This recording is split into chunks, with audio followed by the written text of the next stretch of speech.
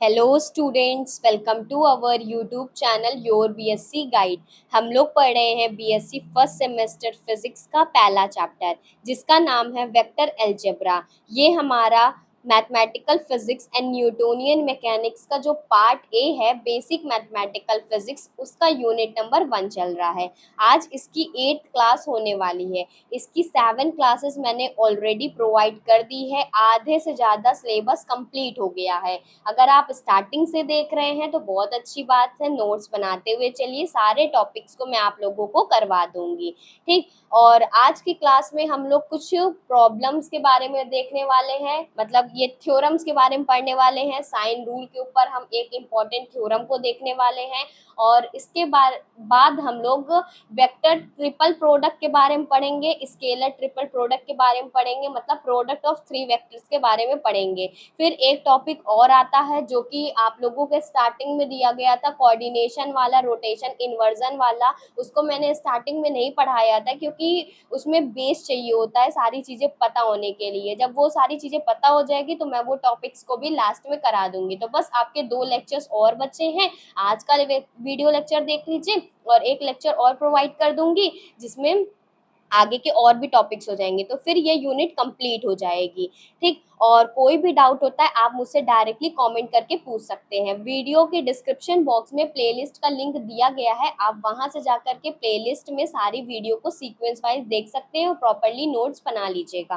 ठीक। तो सबसे पहली थ्योरम हमारी आती है, हेडिंग डाल लीजिएगा, solving geometrical problem using vector method. इसमें थ्योरम नंबर 1 आता है हमारा साइन रूल, और ये साइन रूल इंपॉर्टेंट भी है क्योंकि ये एग्जाम में क्वेश्चन के रूप में भी ये पूछा गया है। ठीक। तो इसमें कह रहा है इन अ ट्राइंगल एबीसी, हम एक ट्राइंगल ले लेते हैं ABC, prove vector method. Vector method से हमें प्रूव करना है a upon sine A is equal to B upon sine B is equal to C upon sine C, जहां पर बी सी की वैल्यू b और c की वैल्यू a है और सी ए की वैल्यू b है, ए बी की वैल्यू c है। तो हमने ये ट्राइंगल बना लिया, एंगल अंदर वाला एंगल ए बी सी कर लिया, बाहर वाला angle pi A pi B pi minus B pi minus C कर लिया। ठीक। तो ये चीज़ तो हमें पता है। अब हम लोग को क्या पता है कि अगर A B is equal to C है तो हम इसको ऐसे भी लिख सकते हैं कि A B vector is equal to C vector है और बी सी वेक्टर हमारा ए वेक्टर के इक्वल है और सी ए वेक्टर हमारा बी वेक्टर के इक्वल है। हम इस तरीके से भी लिख सकते हैं। हमें क्या पता है, ट्राइंगल में तीनों साइड्स हमारी 0 के इक्वल हो जाएगा, तो ये A vector plus B vector plus C vector हमारा किसके इक्वल होता है, 0 के इक्वल होता है। अब क्या करेंगे, हमको इसको सॉल्व करना है। अब देखो, अब सॉल्व करने के लिए क्या करेंगे, ए वेक्टर को एज इट इज कर लेंगे। ठीक। अब क्रॉस प्रोडक्ट लगाएंगे, फिर अंदर क्या आएगा, A vector plus B vector plus C vector लिखेंगे is equal to A vector into 0। देखो हमने क्या किया है कि ये वाले इक्वेशन में हमने ए वेक्टर का इधर भी मल्टीप्लाई कर दिया, इधर भी मल्टीप्लाई कर दिया, मतलब हमने मल्टीप्लाई बोथ साइड कर दिया। ठीक। तो ये A vector plus B vector plus C vector हमने एज इट इज लिख दिया, इसमें ए वेक्टर के साथ मल्टीप्लाई कर दिया, 0 को एज इट इज रख दिया, ए वेक्टर के साथ मल्टीप्लाई कर दिया। ठीक। अब मल्टीप्लाई करके सॉल्व करते हैं। ए वेक्टर का क्रॉस प्रोडक्ट करेंगे ए वेक्टर के साथ, तो ये आ जाएगा ए क्रॉस ए। ठीक। प्लस का साइन लगाएंगे और ये इसके साथ मल्टीप्लाई होगा ए क्रॉस बी। ठीक। फिर मल्टीप्लाई होगा ए क्रॉस सी के साथ, और कोई भी हमारा टर्म है 0 के साथ मल्टीप्लाई होता है तो वो हमारा सिंपली क्या हो जाता है, 0 हो जाता है। ठीक। अब हम इसको सॉल्व करते हैं। देखो ये जो ए वाला टर्म है ये भी 0 के इक्वल हो जाएगा, क्योंकि हमें पता है सिंस ए क्रॉस ए अगर सेम टर्म होता है तो वो हमारा 0 के इक्वल हो जाता है। तो यहाँ पर लिख देंगे 0 और ये हो जाएगा प्लस ए क्रॉस बी वेक्टर और इज इक्वल टू, इसको इधर ए क्रॉस सी को उधर ले जाते हैं तो ये हो जाएगा माइनस ए वेक्टर क्रॉस सी वेक्टर। इसको हम इस तरीके से भी लिख सकते हैं, C vector cross A vector. हमने उल्टा लिख दिया तो ये माइनस माइनस हो गया प्लस, ई कैंसिल हो जाएगा, तो ए क्रॉस बी हमारा किसके इक्वल आ गया, सी क्रॉस ए के इक्वल आ गया। ये हमारी फर्स्ट इक्वेशन हो गई। ठीक। अब फर्स्ट इक्वेशन हो गई, ये हमने सॉल्व कर लिया। अब यहाँ से फिर से हम ये वाला फॉर्मूला यूज करेंगे। अब दोनों साइड हम बी वेक्टर से मल्टीप्लाई कर देंगे, तो हमें पता है A vector B vector plus C vector हमारा 0 होता है, तो लिख लेंगे ए vector B vector plus C vector, इसमें मल्टीप्लाई कर देंगे हम बी वेक्टर का।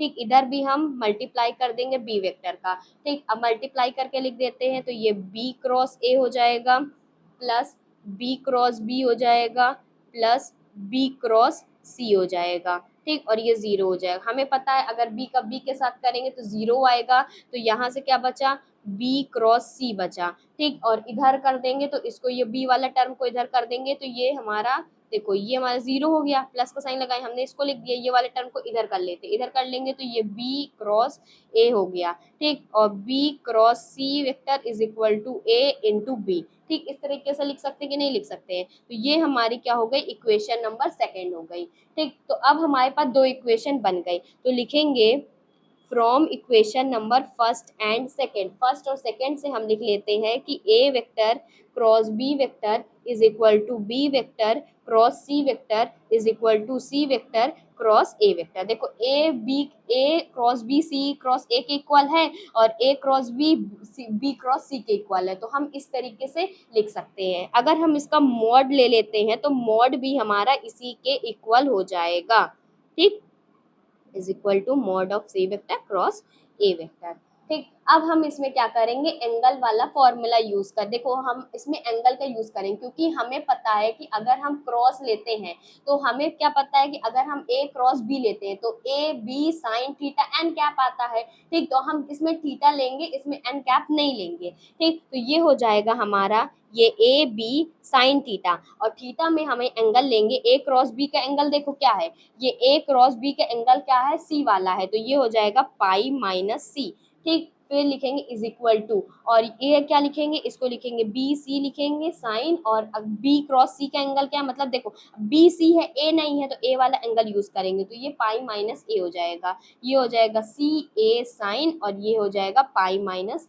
बी हो जाएगा, ठीक। तो इसको हम लिख सकते हैं ए बी साइन सी लिख सकते हैं, इसको लिख सकते हैं बी सी साइन ए लिख सकते हैं, इसको लिख सकते हैं सी ए साइन बी लिख सकते हैं, ठीक। अब देखो हम इसको इस तरीके से लिख सकते हैं, हम साइन सी लिख दिया, ठीक। अब इसके वाला जो हमारे पास क्या नहीं है, हमारे पास ए बी है, सी नहीं है ना, तो इसके साइन के नीचे सी लिख देते हैं, ठीक। अब यहाँ पर देखो साइन ए है, ठीक, यहाँ पर क्या है, बी सी है और ए नहीं है तो हम यहाँ पर ए लिख देते हैं, ठीक। फिर ये साइन बी है, यहाँ पर देखो क्या नहीं है, सी ए है, तो हम यहाँ पर सिंपली बी लिख सकते हैं।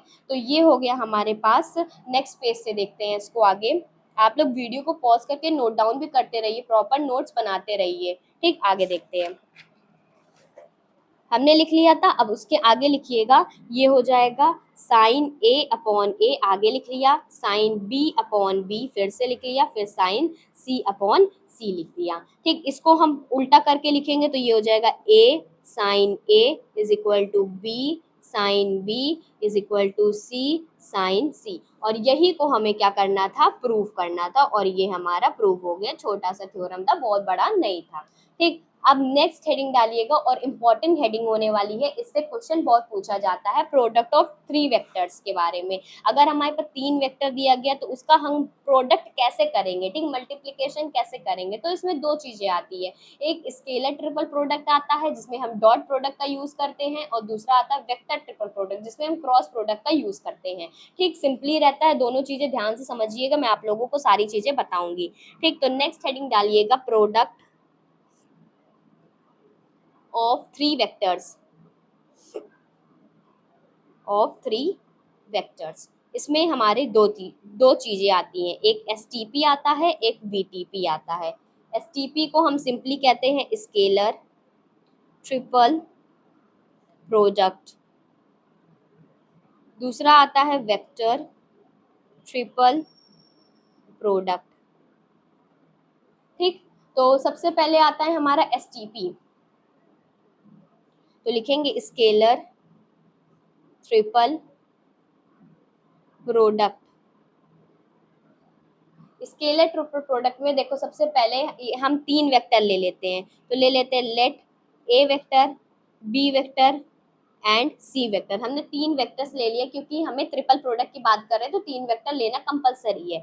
तो STP का जो फॉर्मूला होता है, सबसे पहले करते हैं ए क्रॉस बी, फॉर्मूला होता है ए क्रॉस बी डॉट सी, और ये ब्रैकेट में रहता है। इसको हम एक और तरीके से लिख सकते हैं, A vector dot B vector cross C vector. इसमें क्या करेंगे, सबसे पहले क्रॉस प्रोडक्ट को सॉल्व करेंगे, फिर डॉट प्रोडक्ट को सॉल्व करेंगे। चाहे तो यहाँ पर नोट डाउन करके भी लिख लीजिए।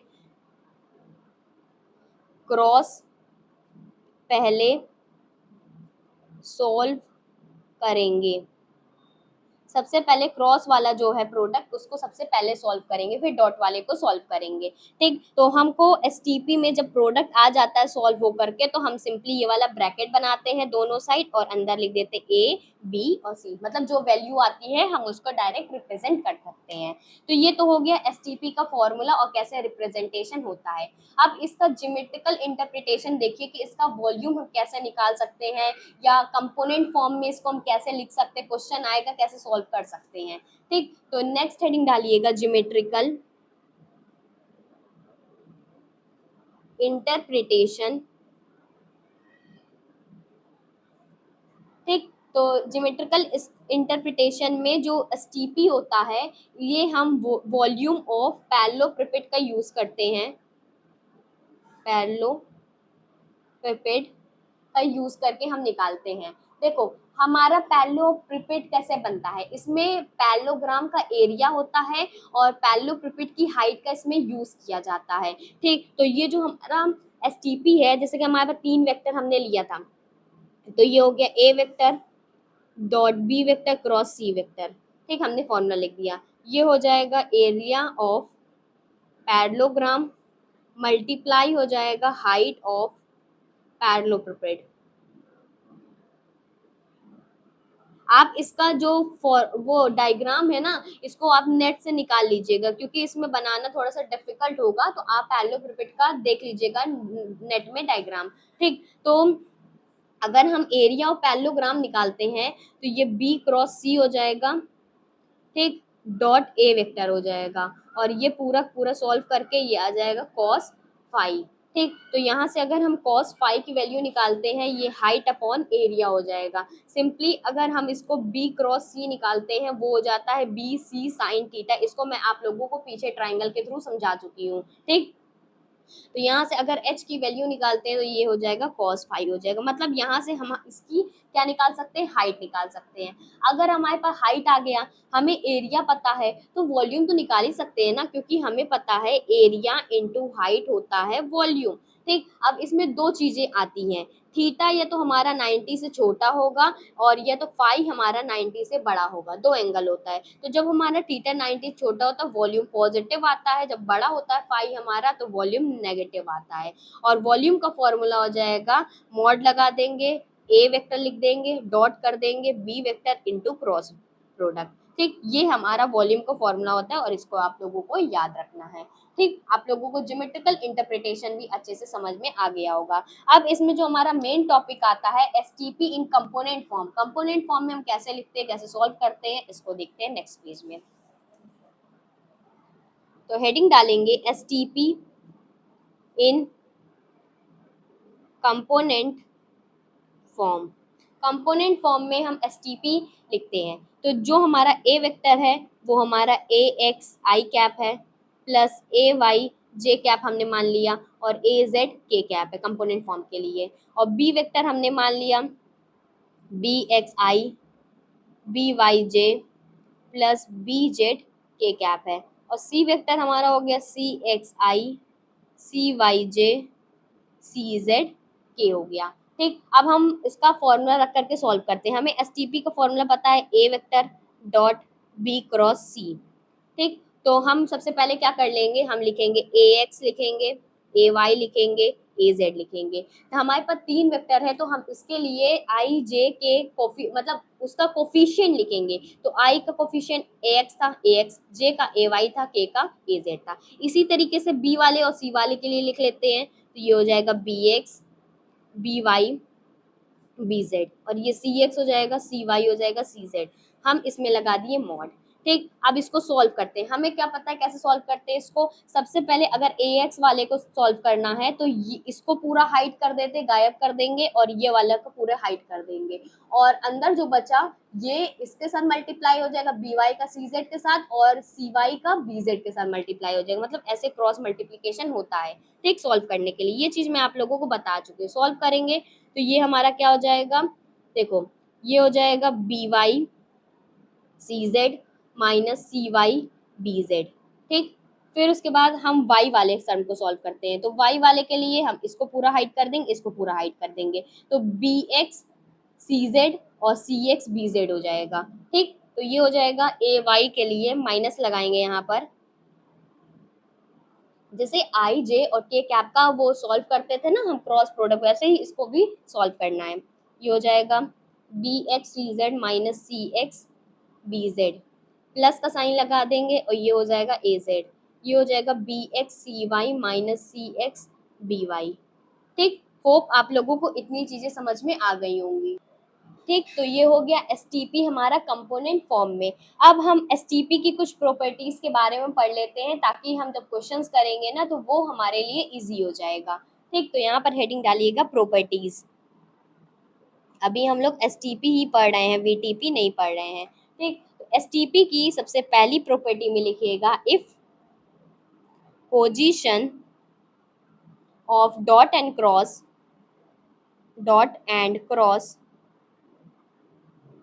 Are interchanged, the value of STP is unchanged। मतलब कि अगर हम, देखो पहले इसको लिख लेते हैं फिर मैं आप लोगों को समझाती हूँ। इसमें कह रहा है कि अगर हम डॉट और क्रॉस की पोजीशन को इंटरचेंज कर देते हैं, जैसे कि हमारे पास था ए वेक्टर डॉट बी क्रॉस सी था। ठीक, तो अगर हमने चेंज करके ए को बी के साथ क्रॉस प्रोडक्ट करा दिया, डॉट सी के साथ करा दिया, तो इसकी जो वैल्यू होगी अनचेंज होगी, वही मतलब सेम टू, अगर इसमें 13 आ रहा है तो इसमें भी 13 आएगा, कोई भी फर्क नहीं पड़ने वाला है। ठीक, नेक्स्ट हम लोग देखते हैं इसकी प्रॉपर्टी में, if there is cyclic permutation in between the vectors, then the value of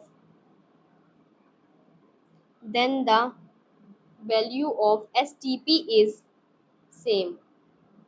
मतलब कह रहा है कि if there is a cyclic permutation in between the vector, अगर साइक्लिक परमुटेशन है, जैसे कि हमारे पास ये ए वेक्टर है, ये बी वेक्टर है, ये सी वेक्टर है, तो इसका साइक्लिक परमुटेशन का मतलब है, देखो हम ए से बी में जाएंगे और बी से सी में जाएंगे, सी से हमारा ए में जाएंगे, तो ये हमारा साइक्लिक परमुटेशन है। तो अगर हम इसमें चेंज करते हैं तो जो हमारी एसटीपी की वैल्यू होगी वो सेम होगी। जैसे कैसे लिख सकते हैं इसको, ए वेक्टर लिख दिया, डॉट करेंगे, बी क्रॉस सी वेक्टर लिख दिया। ठीक, इसको हम लिख सकते हैं सी वेक्टर कर दिया, हमारा डॉट प्रोडक्ट लगा देंगे, ए क्रॉस बी कर देंगे। देखो हमने ए और बी का क्या, ए हमने डॉट कर दिया, बी और सी का क्रॉस कर दिया।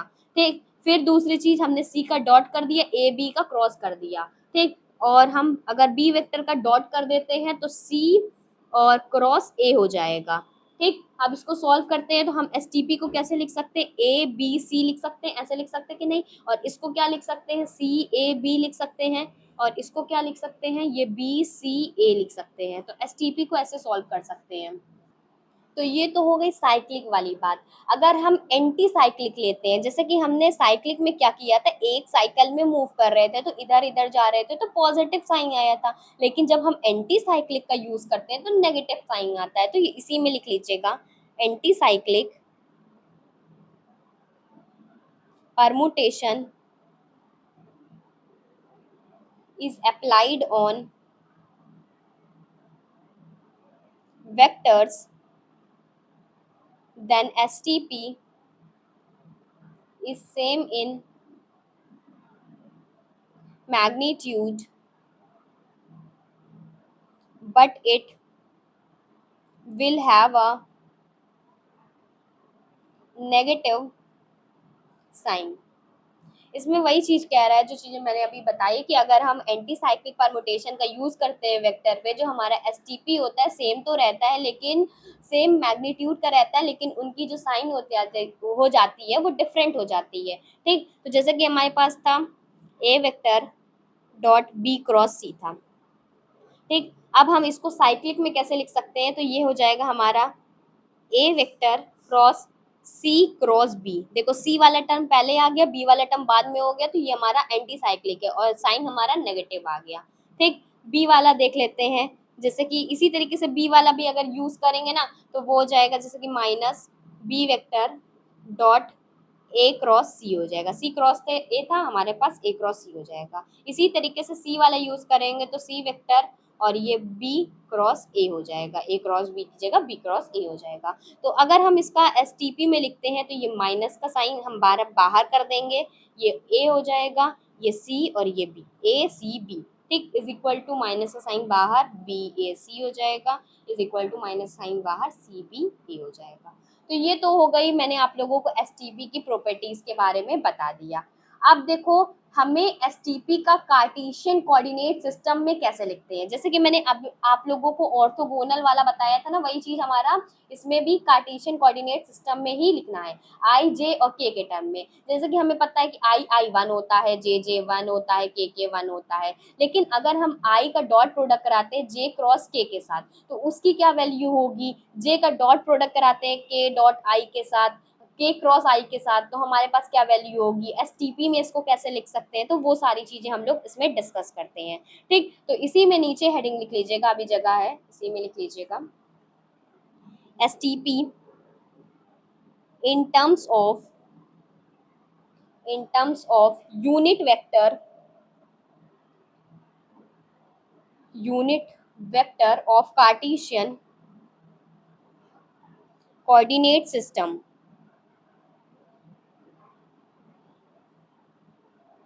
ठीक, तो इसमें देखो क्या होता है, अगर हम आई का डॉट प्रोडक्ट कराते हैं जे कैप क्रॉस के कैप के साथ, तो यहाँ से हमें क्या मिलेगा, जे क्रॉस के क्या होता है, जे क्रॉस के होता है आई, तो हमने क्या लिखा, आई लिख दिया, और यहाँ पर हमने डॉट प्रोडक्ट कराया, जे क्रॉस के होता है आई, और आई का आई के साथ क्या होता है, वन होता है, यहाँ पर आई कैप, यहाँ पर जे कैप, यहाँ पर के कैप।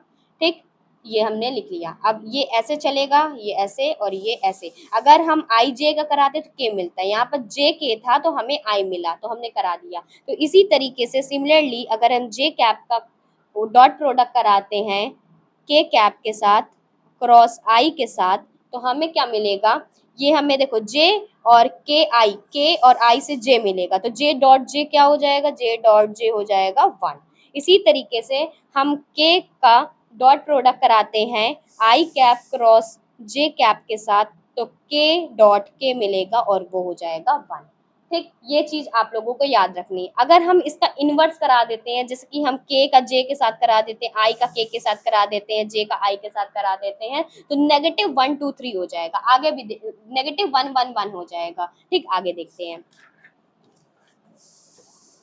वही चीज मैं आप लोगों को बता चुकी हूँ, लिखवा देती हूँ। अगर हम आई का डॉट प्रोडक्ट कराते हैं के जे के साथ, तो वन था तो ये माइनस वन हो जाएगा। ठीक, जे का और के का डॉट प्रोडक्ट करा देते हैं आई क्रॉस के साथ और इसका जे क्रॉस आई के साथ, तो ये हमारा माइनस वन, ये माइनस वन। ठीक, ये चीज आप लोगों को याद रखनी है, जब न्यूमेरिकल सॉल्व करेंगे ना तो इसका यूज करेंगे। ठीक, अब हम देखते हैं एसटीपी का टू इक्वल वेक्टर्स के फॉर्म में, STP for two equal vectors. ठीक, तो टू इक्वल वेक्टर, जैसे कि हमने ए वेक्टर को बी वेक्टर के इक्वल है हमारा, तो हम इसको A vector is equal to A vector लिख सकते हैं कि नहीं, मतलब दो हमारे पास वेक्टर्स इक्वल हैं, सेम है। तो अगर हम ए वेक्टर का डॉट प्रोडक्ट कराते हैं A vector cross C vector के साथ, तो इसको सॉल्व करने के लिए हम ए का यूज कर सकते हैं A X A Y A Z, लेकिन ए वेक्टर बी वेक्टर हमारे पास क्या है, B X B Y B Z, लेकिन सेम है हमारा ए वेक्टर के, तो हम इसको A X A Y A Z लिख सकते हैं। सी वेक्टर हमारे डिफरेंट है तो C X C Y C Z लिख लिया। मतलब अगर हमारे ये सेम है क्या है, सेम है। तो अगर हम इसका एसटीपी देखते हैं तो वो हमारा कितना हो जाता है, 0 हो जाता है। यहाँ पे चाहे तो लिख लीजिएगा ए वेक्टर हमारा बी वेक्टर के इक्वल है, और यहाँ पे लिख दीजिएगा ए डॉट ए क्रॉस सी। अगर इस तरीके से कहीं दिखा गया है कि बगल में हमारा सेम आता है डॉट प्रोडक्ट में, तो हमारा एसटीपी जो हो जाता है 0 हो जाता है। तो ये तो हो गए इक्वल वेक्टर्स की कहानी। अब हमें कोलिनियर वेक्टर्स के लिए देखना है, तो लिखेंगे STP for collinear vectors, collinear vectors का। ठीक, तो जो हमारा बी वेक्टर है, मान लो कि वो हमारा कोई भी स्केलर टर्म ए वेक्टर के साथ मल्टीप्लाई हो गया। ठीक, तो ये यहाँ से हो जाएगा ए वेक्टर डॉट बी क्रॉस सी। ठीक, तो हम इसको लिख सकते हैं ए वेक्टर डॉट के ए के साथ मल्टीप्लाई हो जाएगा, क्रॉस सी के साथ मल्टीप्लाई हो जाएगा। इसी तरीके से ये हमारा आगे हो जाए लिखेंगे इसमें, तो ये के ए वेक्टर हो जाएगा dot A vector into cross C vector. अब देखो ए का ए के साथ मतलब ये भी टर्म है, तो ये वाला जो टर्म हो जाएगा ए क्रॉस सी वाला 0 हो जाएगा, और ये हमारा के 0 हो गया, तो मतलब 0 आ जाएगा। कोलिनियर के लिए भी एसटीपी हमारा कितना आता है, 0 आता है। एक बार फिर से समझा देती हूँ। जैसे कि हमारे पास दो वेक्टर था, ए वेक्टर बी वेक्टर था। हमने बी वेक्टर लिखा, कोई के क्वांटिटी है जिससे हमने ए वेक्टर से मल्टीप्लाई कर दी। हमें फॉर्मूला पता है कि A vector dot B cross सी होता है। ठीक, तो हमने ए वेक्टर को एज इट इज रख दिया। बी हमारा किसके इक्वल था, के ए वेक्टर के इक्वल था, हमने लिख दिया, और सी वेक्टर को एज इट इज लिख दिया। अब देखो हम के ए वेक्टर को बाहर लिख लेते हैं और ए का डॉट प्रोडक्ट कराते हैं सी के साथ। अब देखो इसमें क्या आ रही है, हमारी डॉट प्रोडक्ट के साथ आ रही है। हमें पता है कि जो ए क्रॉस सी होता है वो 0 हो जाएगा हमारा। देखो अगर हम दो वेक्टर लेते हैं उसका क्रॉस प्रोडक्ट कराते हैं, तो हमने अगर देखा कि अगर दो टर्म हमारा कोलिनियर में क्या होता है कि एक के ऊपर एक चढ़ा होता है। ठीक, तो मतलब वो इक्वल ही, मतलब मान के चलो वो हमारा एक के ऊपर एक पॉइंट है, ये हमारा एक पॉइंट है, तो ये वाला जो टर्म हो जाएगा ए क्रॉस सी 0 हो जाएगा। जब हम के साथ 0 को मल्टीप्लाई करेंगे तो हमारा 0 आ जाएगा। सिंपली सी बात है, और कुछ नहीं है। ठीक, अब हम लोग देखते हैं वेक्टर्स की कंडीशन कोप्लेनर के लिए। ठीक, अगर कोप्लेनर आ जाता है तो क्या करेंगे, तो लिखेंगे condition for vectors to be coplanar. ठीक, कोप्लेनर के लिए देखें, हमें पता है A vector dot B cross C is equal to 0 हो जाएगा। तो बी अगर क्रॉस सी करेंगे तो इसका फॉर्मूला हो जाता है बी सी साइन थीटा, और साइन थीटा में हमारे जो हो जाएगा 0 डिग्री। कोप्लेनर में क्या होता है, एक ही प्लेन पे लाई करेगा। तो देखो ये हमारा 0 के इक्वल हो जाएगा, 0 डिग्री नहीं, तो इसमें जो थीटा होगा वो ये तो 0 होगा, ये तो 180 डिग्री होगा, तभी हमारी कोप्लेनर की कंडीशन वैलिड होगी। ठीक, तो ये तो हो गया कोप्लेनर के लिए। अब नेक्स्ट हेडिंग डालिएगा physical significance, physical significance of STP, of STP. Physical significance देखते हैं एसटीपी का। तो इसमें सबसे पहला पॉइंट लिखिएगा, एसटीपी का पहला फिजिकल सिग्निफिकेंस क्या होता है। जैसे कि हम कोई तीन वेक्टर ले लेते हैं, वो हमारी क्रिस्टल लटाइस, हम आप लोगों ने पढ़ा होगा क्रिस्टल लटाइस क्या होते हैं केमिस्ट्री में। ठीक, तो अगर हम उसका देखो, अगर हम देखो यहाँ समझाते, पहले लिख लेते हैं, इसमें इसका यूज होता है, इसीलिए एसटीपी बता रही हूँ। हम मान लेते तीन वेक्टर है, ए वेक्टर है, बी वेक्टर है और सी वेक्टर है। ये हमारे क्या है, क्रिस्टल लटाइसिस है। क्रिस्टल लटाइसिस क्या होता है, जैसे क्यूब होता है ना, तो उसके हमारे लटाइसिस, जैसे कि ये पॉइंट होता है, इसको हम लटाइसिस कहते हैं। एक प्लेन में एग्जिस्ट करता है, वो सारी चीजें होती है। इससे हम जैसे कि ये पॉइंट है, पॉइंट है ना, तो अगर हम इसको जोड़ देते हैं तो ये हमारी लाइन बन जाती है। तो ये जो हमारा क्यूब में एग्जिस्ट करती है वो लटाइसिस के फॉर्म में होता है, इसीलिए हम डॉट करते हैं, तो ये हमारे लटाइसिस होते हैं। ठीक, अब ये क्या है, हमारा क्रिस्टल लटाइस है। इसको आगे डिटेल में पढ़ेंगे, लेकिन अभी इतना समझ लीजिए कि हमने तीन वेक्टर मान लिया, ये हमारी क्रिस्टल लटाइसिस है। अगर हम इसका रेसिप्रोकल करते हैं, क्या करते हैं, रेसिप्रोकल करते हैं crystal lattice. Reciprocal crystal lattice क्या हो जाएगा कि ये ए वेक्टर, इसमें हम लगा देंगे star, is equal to B vector cross C vector. इसको लिख सकते हैं A vector dot B vector cross C vector, ये हम यूज कर सकते हैं। ठीक, अगर हमारे पास बी वेक्टर है क्रॉस मतलब हमारे पास स्टार के साथ, ये हो जाएगा C vector into A vector. इसको लिख सकते हैं हम B vector dot C cross A लिख सकते हैं। ठीक, इसी तरीके से हमारे पास सी वेक्टर स्टार दिया हुआ है, तो ये होता है ए इंटू बी, और इसको लिख सकते हैं C vector dot A vector into B vector. ये तीन चीज आप लोगों को याद रखनी है। ठीक, बस कुछ ज़्यादा है नहीं इसमें। अब नेक्स्ट जो हमारा फिजिकल सिग्निफिकेंस है वो थोड़ा सा टाउ के ऊपर है, ठीक। तो दूसरा हमारा फिजिकल सिग्निफिकेंस है टाउ। टाउ जो हमारा इक्वल होता है वो आर इंटू एफ होता है, ठीक। तो ये आर जो हमारा क्या होता है, ये पोजीशन वेक्टर होता है, एफ हमारा फोर्स होता है, पोजीशन वेक्टर होता है, ठीक। तो जो अगर हम एसटीपी की बात करते हैं, एसटीपी की बात करते हैं तो लिखेंगे इफ टॉर्क ऑफ फोर्स, अगर जो टॉर्क ऑफ फोर्स है हमारा वो ऐसे है, टॉर्क मैग्नीट्यूड लाइन, ठीक। तो इसका जो फॉर्मूला होता है टॉर्क लाइन का मैग्नीट्यूड का वो होता है एन कैप और आर क्रॉस एफ होता है, ठीक। और ये एन कैप क्या होता है, हमारे यूनिट वेक्टर होता है। ये फिजिकल सिग्निफिकेंस हो गया एसटीपी का। होप आप लोगों को अच्छे से समझ में आ गया होगा, इसमें ज्यादा कुछ माथा पच्ची करने वाली बात नहीं है, सिंपल सी चीजें हैं, आप लोगों को बस नोट डाउन कर लेना। तो ये तो हमारा एसटीपी हो गया है कंप्लीट। अब हम स्टार्ट करते हैं वेक्टर ट्रिपल प्रोडक्ट को। तो वेक्टर ट्रिपल प्रोडक्ट को भी सारी चीजें हम इसमें समझते हैं। तो नेक्स्ट हेडिंग डालिएगा वेक्टर ट्रिपल प्रोडक्ट, जिसे हम वीटीपी के नाम से जानते हैं, ठीक। हम इसमें 3 वेक्टर्स ले लेते हैं, A vector, B vector, C vector ले लेते हैं। इसका फॉर्मूला जो होता है ए क्रॉस बी क्रॉस सी। इसमें ट्रिपल प्रोडक्ट में जो वेक्टर ट्रिपल प्रोडक्ट होता है इसमें डॉट का प्रोडक्ट यूज नहीं होता, क्रॉस प्रोडक्ट यूज होता है, इसीलिए ये हमारा क्रॉस में सब होगा, ठीक। जो कि परपेंडिकुलर होता है, लिखेंगे which is perpendicular to A vector and B vector cross C vector.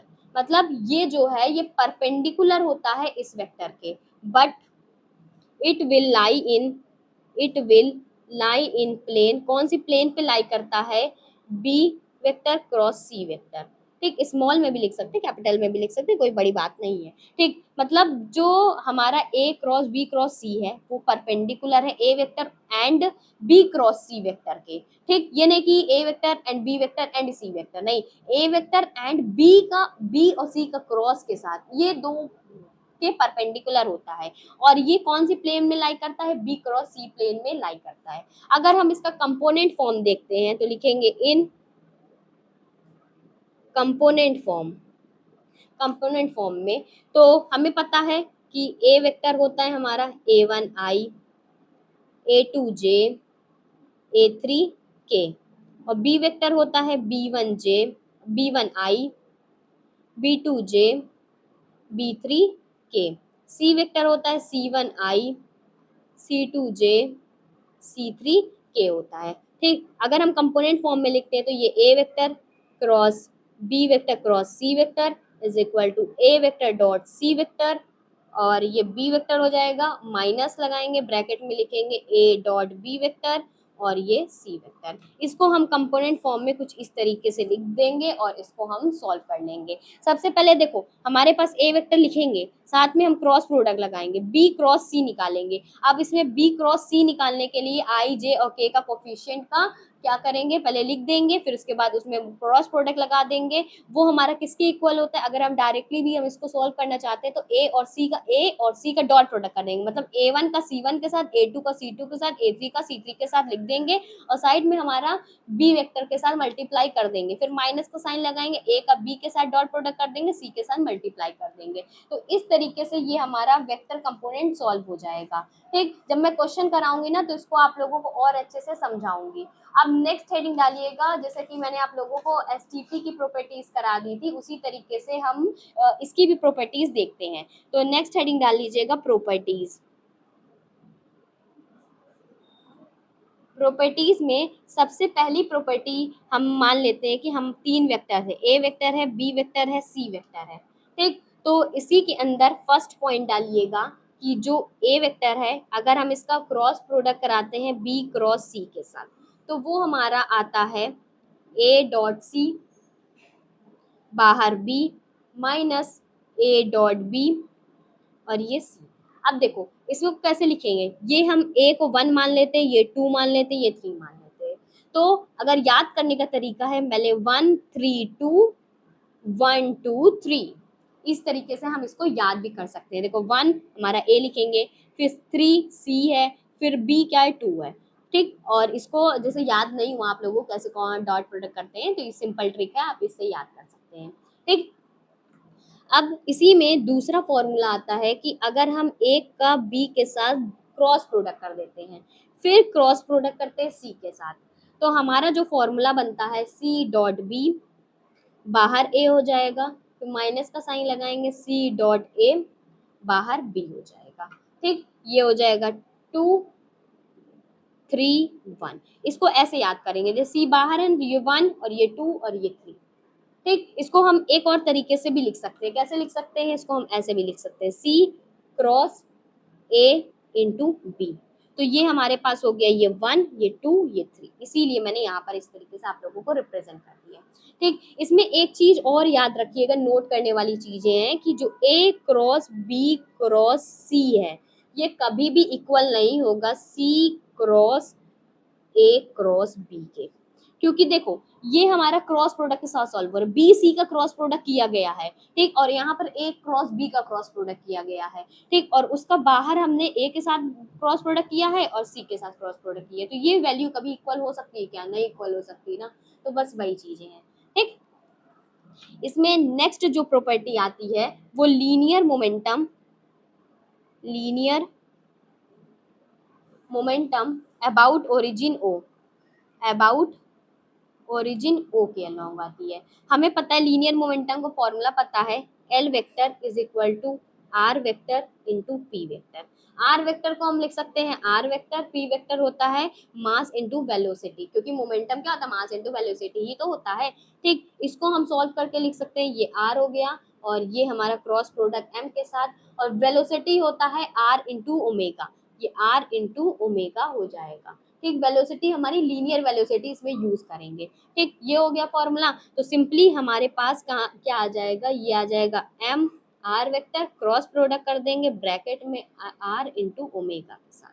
ठीक, तो ये फॉर्मूला आप लोगों को याद रखना है, किसका? लीनियर मोमेंटम का। अगर फॉर्मूला पूछा जाता है तो आप लोग ये वाला यूज कीजिएगा। ठीक, आर हमारा क्या? पोजीशन वेक्टर है, मास हमारा एम हमारा मास है, और ओमेगा हमारा उसका एंगल हो जाएगा।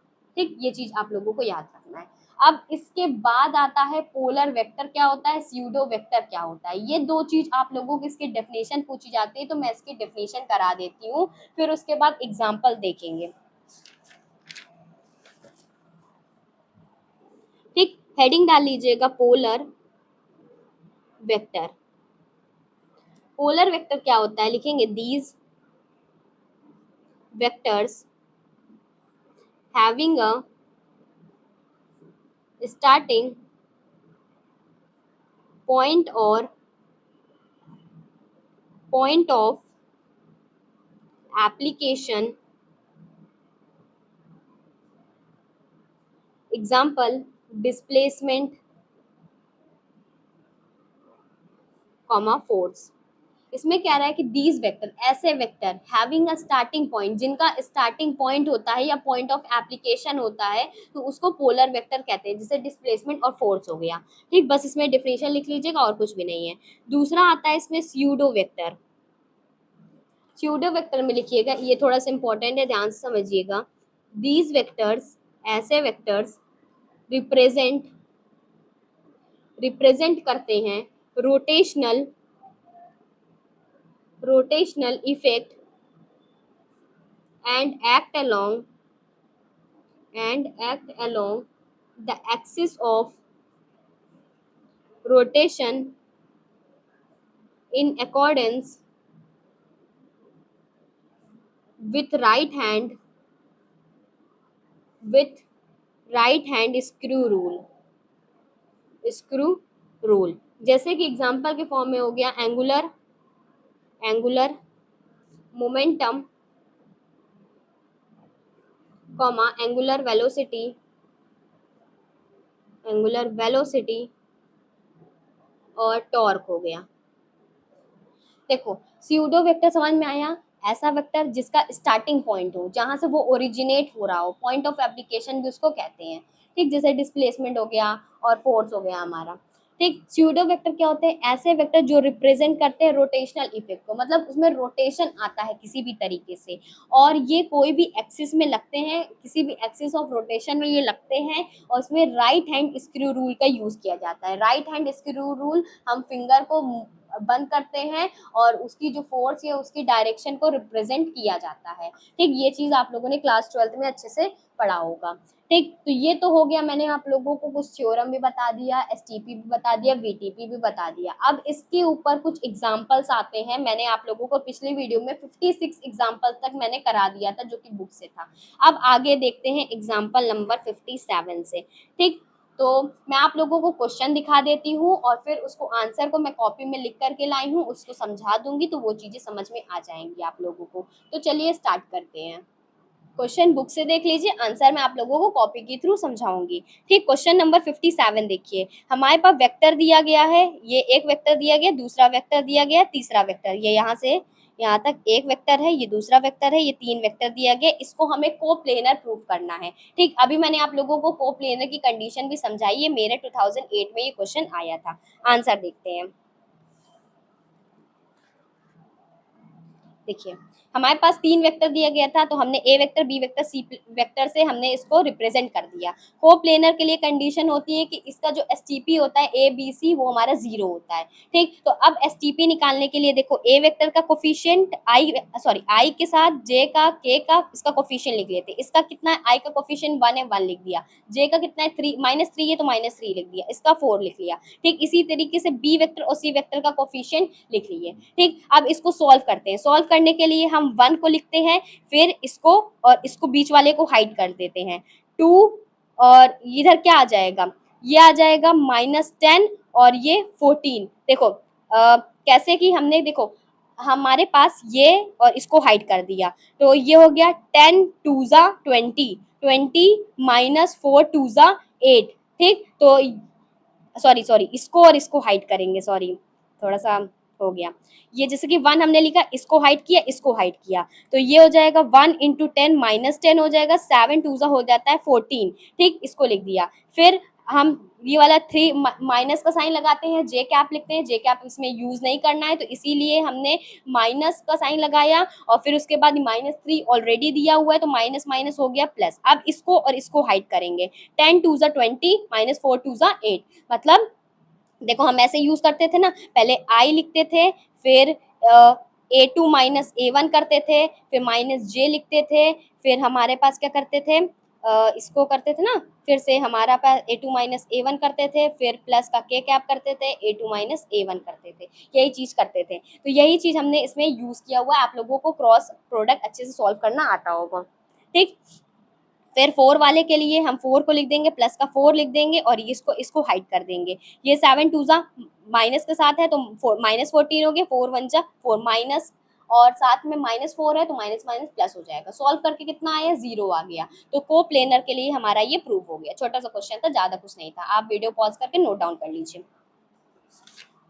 नेक्स्ट क्वेश्चन देखते हैं, 58 है, इसमें भी कोप्लेनर प्रूफ करना है। ठीक, तो ये आप वीडियो को पॉज करके क्वेश्चन नोट डाउन कर लीजिए। आंसर यहाँ पर कोप्लेनर वाला दिया गया है, आप वीडियो को पॉज करके इसको भी नोट डाउन कर लीजिए। ठीक, मैंने सॉल्व करके पूरा आप लोगों को दिखा दिया है। वही चीज है, एसटीपी को 0 प्रोडक्ट करना है और क्रॉस प्रोडक्ट को कैसे सॉल्व करना है, वही चीज है। ठीक, मैंने आप लोगों को ऑलरेडी बताया हो कितने बार कैसे सॉल्व करते हैं। फिर 59 क्वेश्चन है कि इसमें 4 पॉइंट दिए गए हैं पोजीशन वेक्टर के साथ, इसको भी कोप्लेनर प्रूफ करना है। तो 4 है तो हमने 4 लिख दिया, ए बी सी डी। ठीक, डी इस तरीके से दिया गया था, तो हमने इसको सॉल्व करके -4i -4 प्लस का 4j और प्लस का 4k, इस तरीके से डी निकाल लिया। एसटीपी के लिए हमारे पास 0 होता है, तो इसमें देखो हमारे पास जब 4 दिया हो तो इसको हम कैसे, पोजीशन वेक्टर के फॉर्म में दिया हुआ था। देखो यहाँ पर क्या है, विथ पोजीशन वेक्टर, मतलब A B vector, A C vector, A D vector. तो ए बी वेक्टर कैसे निकालेंगे, बी वाले वेक्टर, बी वाले पोजीशन वेक्टर में से ए वाले पोजीशन वेक्टर को माइनस कर देंगे। तो बी कितना था, आई हमारे पास कुछ नहीं है, तो 0 में से 4 को माइनस करेंगे, 0 - 4 हो जाएगा। तो ये हमारा, देखो कैसे करेंगे, ए बी वेक्टर निकाल के बता देती हूँ। बी वेक्टर पोजीशन वाले में से ए पोजीशन वाले वेक्टर को माइनस कर देंगे, पोजीशन वेक्टर ऑफ बी में से पोजीशन वेक्टर ऑफ ए को माइनस कर देंगे। तो ये था हमारे पास बी, बी कितना था, -j था, माइनस का k था, और आई ए कितना था, 4 का i था, प्लस 5 का j था, प्लस k क्या था। तो i वाला टर्म कुछ है नहीं, तो यहाँ पर अगर हम i वाला टर्म माइनस करते हैं तो 0 में से 4 को माइनस कर देंगे। ठीक, फिर लगाएंगे प्लस, फिर कितना है, -j, माइनस जे में से, मतलब माइनस का जे है तो कोफिशिएंट कितना हुआ, माइनस का 1 में से माइनस के 5 को माइनस कर देंगे, ठीक। सॉरी। इसी तरीके से के वाला टर्म कितना है, ये है माइनस का 1 में से 1 को माइनस कर देंगे और ये के कैप हो जाएगा, यहाँ पर जे कैप हो जाएगा, यहाँ प्लस का साइन लगा देंगे। 0 में से -4 गया, माइनस का 4 आई हो जाएगा, ठीक। -1 में से माइनस का 5 गया, माइनस का 6 जे हो जाएगा। -1 में से -1 गया, माइनस का 2 के कैप हो जाएगा। इसी तरीके से ए सी निकाल लेंगे, सी वाले में से ए को माइनस कर देंगे। फिर इसी तरीके से डी निकाल लेंगे, ए डी निकाल लेंगे तो डी वाले में से ए को माइनस कर देंगे, सॉल्व कर लेंगे और इसका एस टी पी निकाल लेंगे क्रॉस प्रोडक्ट के साथ और ये हमारा 0 आ जाएगा, ठीक। क्वेश्चन नंबर 59 हो गया कंप्लीट। 60 देख लीजिए। Find the value of lambda so the vector. हमारे पास ए vector, B vector, C vector दिया गया है, सी वेक्टर में लैम्डा भी दिया गया है और इसको हमें कोप्लेनर के थ्रू हमें लैम्डा की वैल्यू को निकालना है, ठीक। 60 देख लिया क्वेश्चन, इसका आंसर देखते हैं। ये देखिए, ये हमारे पास इसका आंसर हो जाएगा। सबसे पहले हम 3 वेक्टर लिख लेंगे, उसका कोफिशिएंट लिख देंगे। हमें पता है कोप्लेनर के लिए उसकी कंडीशन 0 होनी चाहिए। हम इसमें क्रॉस प्रोडक्ट लगा करके सॉल्व कर लेंगे, लैम्डा की वैल्यू निकल के आ जाएगी, ठीक। ए vector, B vector, C vector का कोफिशिएंट लिख लिया, फिर हमने क्या किया, इसको सॉल्व किया क्रॉस प्रोडक्ट के साथ और ये हमारे पास आंसर आ गया, लैम्डा निकल के आ जाएगा, ठीक। नेक्स्ट क्वेश्चन देखते हैं। इसमें हमारे पास एस टी पी आई जे के दिया है 1, ठीक। इसको सॉल्व करना है, तो इसको सॉल्व करने के लिए आई जे के हमारे पास 1 दिया गया है। आई जे के इज इक्वल टू, इसको हम कैसे लिख सकते हैं, हम पहले क्रॉस प्रोडक्ट करेंगे फिर डॉट प्रोडक्ट करेंगे। आई जे होता है के और के होता है ये, तो के 1 हो जाएगा। इसको मैंने आप लोगों को पीछे जब मैं आप लोगों को करा रही थी ये वाला, तो इसको मैंने करके भी बताया हुआ था, ठीक। आगे देखते हैं। 61 कंप्लीट हो गया। 62 ए vector, B vector, C vector दिया गया है, हमें ए बी सी मतलब एस टी पी निकालना है, क्रॉस प्रोडक्ट निकालना है।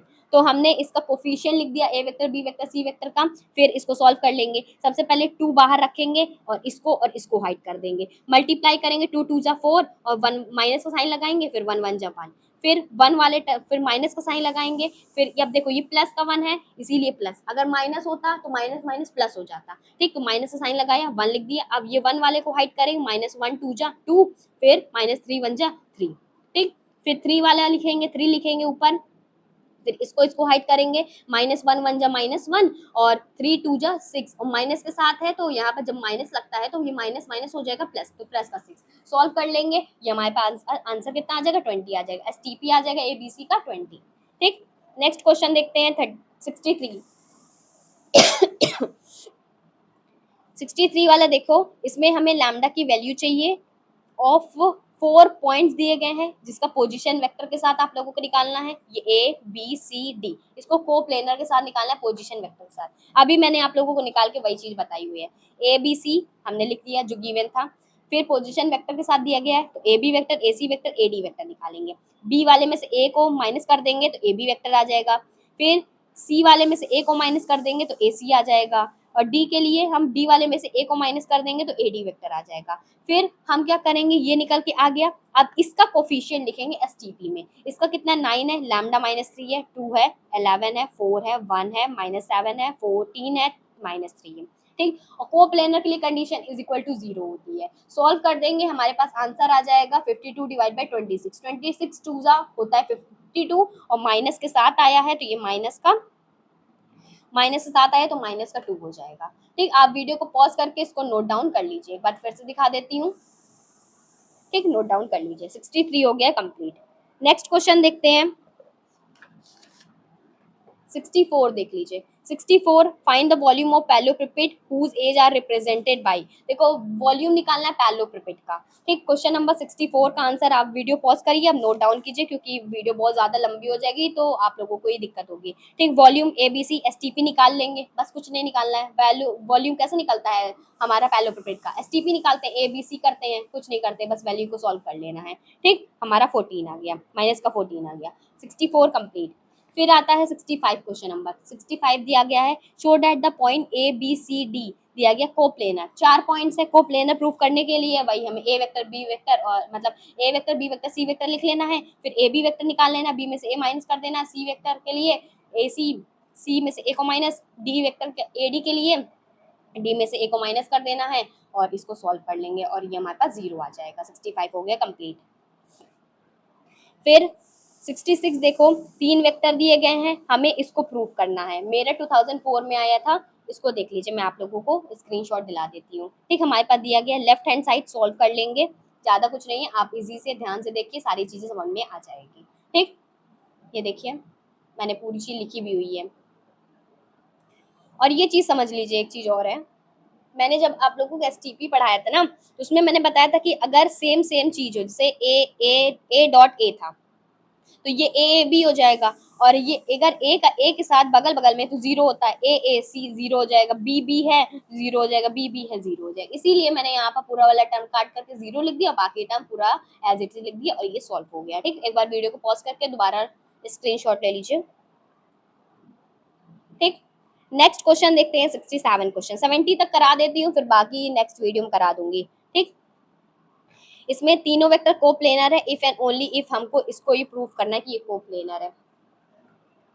ये देखिए आंसर इसका, ज्यादा नंबर नहीं है, हम क्या करेंगे, इसको कोप्लेनर के लिए एसटीपी को जीरो इक्वल प्रूव कराएंगे। ठीक, हमारे पास जो दिया गया था, पहले इसका डॉट प्रोडक्ट करेंगे, दूसरे दोनों का क्रॉस प्रोडक्ट कर देंगे, अब क्रॉस प्रोडक्ट करके सॉल्व कर लेंगे, आंसर आ जाएगा हमारे पास, छोटा सा था। 68 देख लीजिए, फाइंड एनी थ्री वेक्टर, तीन वेक्टर को फाइंड आउट करना है A B C, so that the vector, ये हमारे पास कोप्लेनर है। ठीक, इसका आंसर देखिए, ये है हमारे पास इसका आंसर, वीडियो पॉज करके नोट डाउन कर लीजिए। ठीक, 68 हो गया कंप्लीट। 69 देख लीजिए, हमारे पास तीन वेक्टर दिया गया, नॉन कोप्लेनर है, इफ एंड ओनली इफ इसको नॉन कोप्लेनर प्रूफ करना है।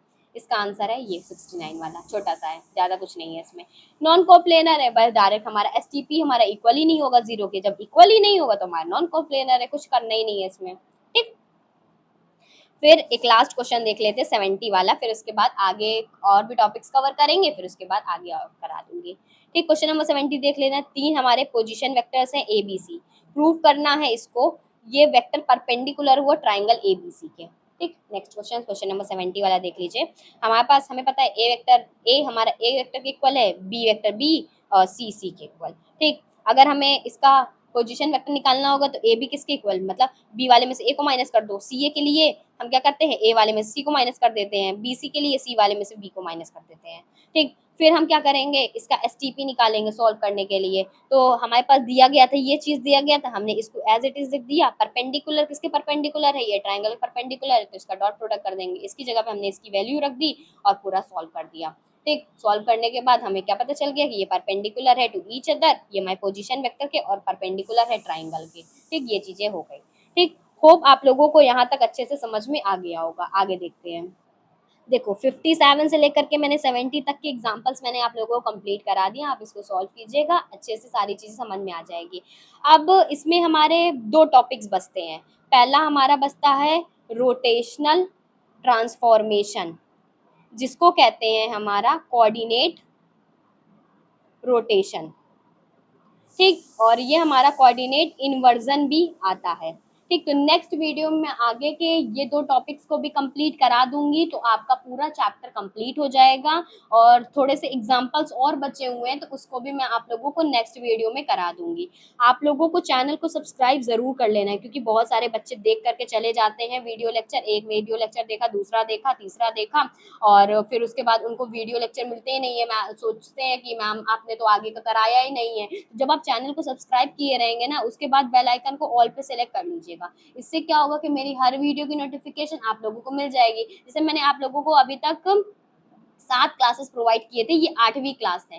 ठीक, तो बहुत बच्चे कहेंगे कि मैंने 5 सेकंड देखी है, फिर उसके बाद से मैम आपने वीडियो लेक्चर प्रोवाइड ही नहीं किया, क्योंकि उन बच्चों ने सब्सक्राइब ही नहीं किया होता है। तो सब्सक्राइब जरूर कर लीजिए, ताकि जो मैं वीडियो लेक्चर प्रोवाइड कर सकूं उसकी नोटिफिकेशन आप तक पहुंच सके, और आप आगे के लेक्चर्स को भी देख सके। सब्सक्राइब करने के बाद प्लेलिस्ट आप लोग जरूर चेकआउट कीजिएगा, डिस्क्रिप्शन बॉक्स के, वीडियो के डिस्क्रिप्शन बॉक्स में प्लेलिस्ट दे देती हूँ, नहीं तो आप मेरे चैनल पे जाएंगे, होम पेज पे जाएंगे, प्लेलिस्ट वाले सेक्शन पे जाएंगे, आप लोगों को प्ले प्लेलिस्ट मिल जाएगी। ठीक, आप वीडियो को हाइप भी कर दीजिएगा, जैसे लाइक शेयर कमेंट का ऑप्शन आता है ना, 3 डॉट का ऑप्शन आने लगा है अब, उस पे जब टैप करेंगे ना नीचे हाइप करने का ऑप्शन आएगा, हाइप भी कर दीजिएगा। आप 3 बार वीडियो को हाइप कर सकते हैं और जितना हो सके वीडियो को शेयर कीजिए, लाइक कीजिए, कमेंट में मुझे ज़रूर बताइए आप लोगों को वीडियो कैसी लगती है। बाकी कोई भी डाउट होता है, मैं ऑलवेज भी देयर हूँ आप लोगों के लिए, सारी रिप्लाई करती हूँ, जैसा भी कमेंट आता है आप लोगों का। तो आप लोग टेंशन ना लीजिए, कोर्स कंप्लीट करा दूंगी, उसकी टेंशन बिल्कुल भी लेने की ज़रूरत नहीं है। मिलते हैं अपनी अगली वीडियो में, आगे के टॉपिक्स को कंप्लीट करा दूंगी और ये चैप्टर हो जाएगा complete. Goodbye and stay safe.